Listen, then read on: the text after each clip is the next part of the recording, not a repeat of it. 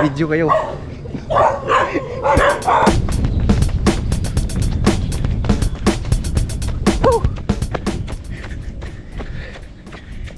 Ano? Nakatakbo ka ba ngayon? Bakit hindi? Hindi ka pinayagan ng asawa mo. Ikaw kasi, huwag mo sanayin yung utusan ka lang ng asawa mo. Magalit ka. Gayahin mo ako. Hindi naman sa pag-aano ah. So, sino ba naman ang asawa na hindi papayag na lumabas ka, tumakbo ka?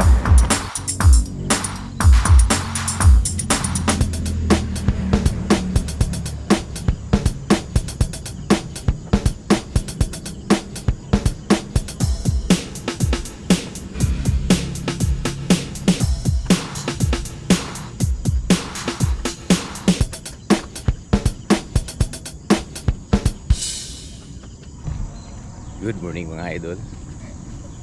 Today is Saturday and we are gonna run 10K para sa ating recovery run last Saturday and Sunday sa 65K ultra marathon by our beloved attorney Ludi Joel F. Pradja. And konting unat-unat lang tayo mga idol para makabawi ang ating mga muscle na nanguyukot for the meantime na hindi pa tayo naka-recover. So let's go for a 10K run. 6:30 at mag-start pa lang tayo sa ating running. Medyo nagkatamaran pero pinilit para magawa lang ang gusto na iniisip laban sa katamaran.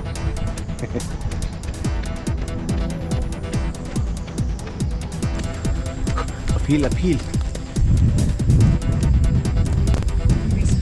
Itong road na to is kalapit lang din ng Davilan. Wala pa masyadong nakakatuklas nito.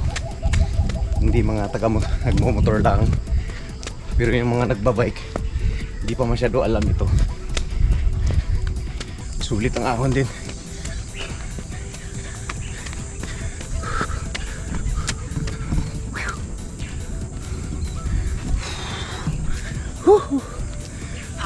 Sulit. Kaahon na tayo sa isang ahon. 2K. Sulit sa uphill din.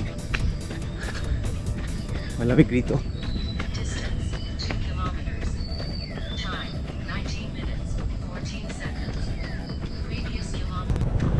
Alright, 3K. Pagkakita mo itong wall na to, malapit na tayo sa GMA Binyan Road. So, chill lang. Pero nakarating pa rin tayo dito.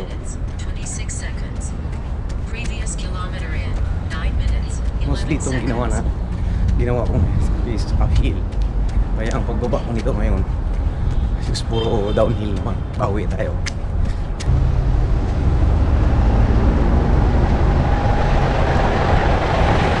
So yun, highway na. Ang dalabas natin is yung Terra Verde Residences. May aso. Uy. Video. Naka-video kayo.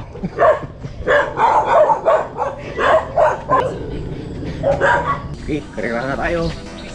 At naka 6K na tayo mga meets, mga idol. Run tayo everywhere. Let's go.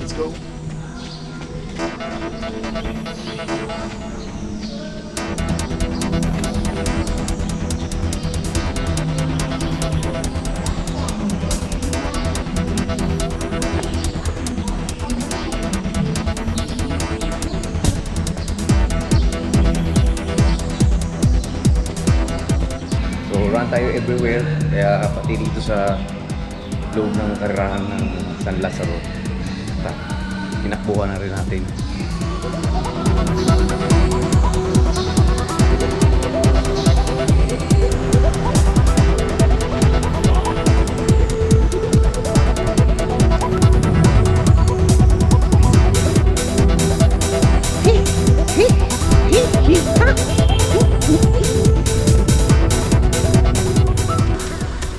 Canyon run tayo mga idol. Medyo mainit. It's 7:42 at mag-8K pa lang tayo from Canyon Runs. Tapos umahon tayo ng Tierra Verde and back here now. Chill run lang. Recovery run lang naman ito.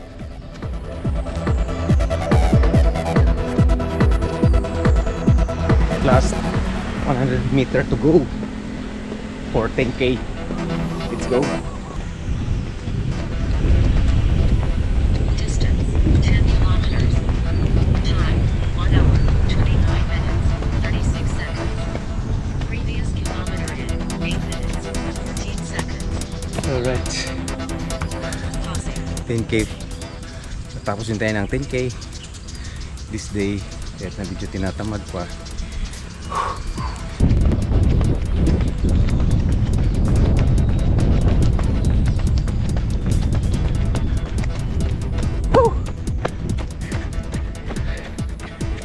Ano? Nakatakbo ka ba ngayon? Bakit hindi? Kasi hindi ka pinayagan ng asawa mo. Ikaw naman kasi, huwag ka pumayag na utos-utosan ka lang ng asawa mo. Let me remind you na ikaw ay isang hari. Hari ka sa pamilya mo. At sila ay reyna lamang. So, balibalik ta rin man natin. Ikaw pa rin ang hari sa pamamahay nyo. Huwag kang pumayag na utos-utusan ka lang. Magalit ka. Hari ka tapos utos-utusan ka lang ng asawa mo. Gagawin mo kasi idol. Gayahin mo ako. Hindi naman sa pag-aano Kung may plano kang tumakbo ng alas 5, gumising ka ng mas maaga yung makapagtrabaho ka pa. Kung ano ginagawa ng misis mo sa umaga, kung ito ay nagluluto, kung ito ay naglalaba, unahan mo na siya. Bago ka umalis, ibabad mo na. Kapag gising na misis mo, kunti na lang ang gagawin niya. Hindi ka na ngayon uutusan niya. Dahil ginawa mo na yung mga dapat na gagawin na tong araw na to. So, sino ba naman ang asawa na hindi papayag na lumabas ka, tumakbo ka, wala na nga siya halos gagawin. Ganyan ang hari, parikoy. Kailangan hari ka rin sa gawain ng pamamahay mo, diba? Oo. Gayahin mo ako. So, have a nice day. Run safe.